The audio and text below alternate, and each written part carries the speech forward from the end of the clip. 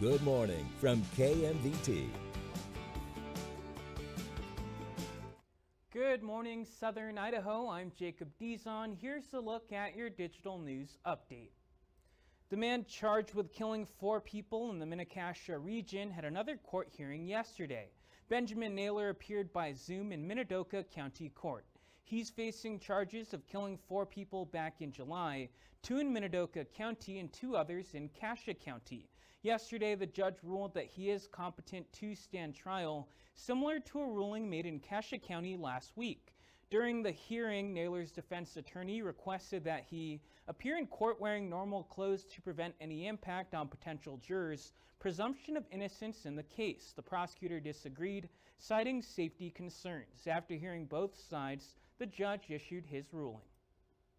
The court grants the defense motion and orders Mr. Naylor to appear in civilian or street clothes for the preliminary hearing only, which will be held in person in Minidoka County. The judge ruled that Naylor will be restrained while in court and ordered the media not to show him in jail clothes or in restraints except for this booking photo. Naylor's next hearing in Minidoka County is set for November 21st, the day after he's scheduled back in Cassia County Court. Stay with us for the latest. And starting today, the Idaho Transportation Department will detour eastbound drivers on Interstate 84 to exit 216 to access Heyburn, while crews close the exit 211 off-ramp for concrete paving, fixing a storm drain system, laying curb and gutter, and other construction. The detour will be in place through Tuesday of next week. Eastbound traffic on I-84 will also be reduced to 1 lane and slowed to 35 miles per hour through Friday. The Idaho Transportation Department continues to make repairs to the Vineyard Bridge over I-84, and that means more overnight closures. The crossing west of the Kimberly interchange has been closed since last December when a truck hauling an excavator struck the bottom of it, causing serious damage. ITD says crews have installed new girders on the south side of the bridge, but still need to resurface the deck.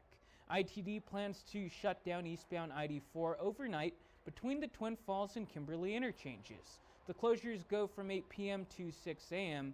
and will continue through next Tuesday except for the weekend. The Vineyard Bridge should reopen by the new year.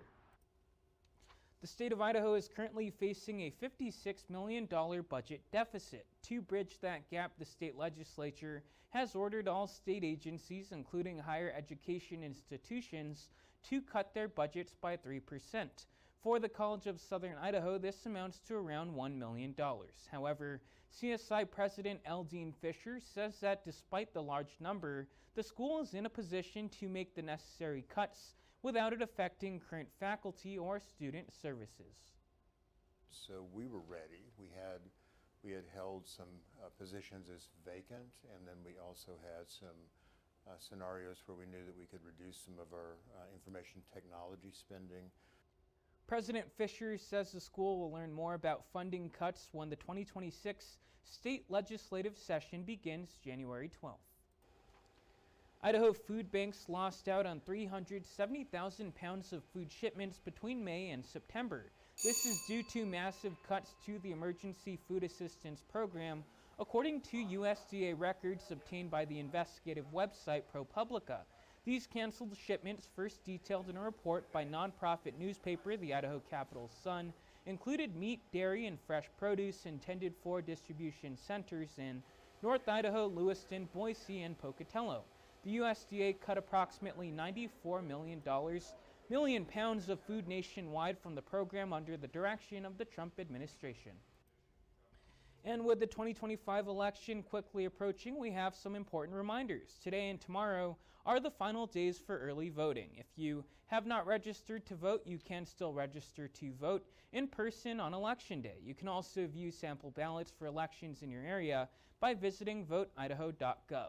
Election Day is Tuesday, November 4th. Stay with KMVT for the latest on election coverage. Now let's check in with Heather Ann Wagner for a look at your weather. Not a lot of changes as we look at your hometown forecast for today. We are continuing this gradual warm up mostly into the 40s and 50s for the Wood River Valley. Now there will be various cloud cover throughout the region today. Some areas will start with that sunshine and end with clouds before clearing overnight.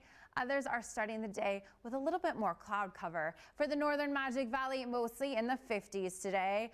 Over to Twin Falls County, mostly in the 50s as well. Very similar to yesterday, just a couple degrees here and there warmer, some even just a degree. For the Mini-Cassia region, mostly in the 50s today. Look at those sunny skies with 3-mile-an-hour winds. Heading into our extended forecast, we are going to keep this temperature climb going into next week. Cloud cover is really going to be the biggest impact, with the next chance of precipitation looking like it will be next Wednesday.